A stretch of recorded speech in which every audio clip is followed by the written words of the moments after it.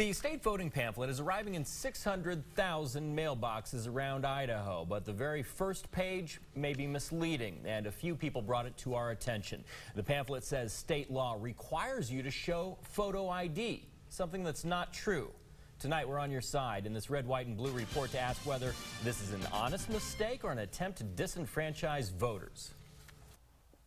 The state's goal in November is simple. We want every legal authorized person to vote. Which is why it's strange the front page of the voting pamphlet says law requires voters to show ID. I think that when you don't let the public know that they do have the option of simply signing an affidavit instead of bringing their photo ID, that could inhibit some voters from coming. On page 2 of the pamphlet, it becomes clear you don't actually have to show ID. Secretary of State Ben says he's the one who led the charge to allow affidavits at the polls. And he takes umbrage at any suggestion that the state is trying to disenfranchise voters. Is that misleading to say it's required that you show ID when in reality it's not?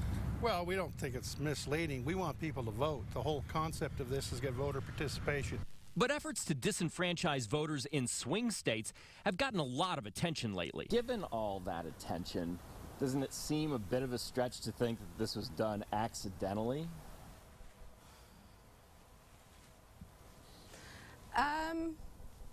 It might be a bit of a stretch to say it was done accidentally. Yasursa says the pamphlet was the same 2 years ago. He says it could have been written better, but let's push the positive here. The fact that somebody doesn't want to read far enough to know they can bring an ID or do an affidavit, I think is missing the point.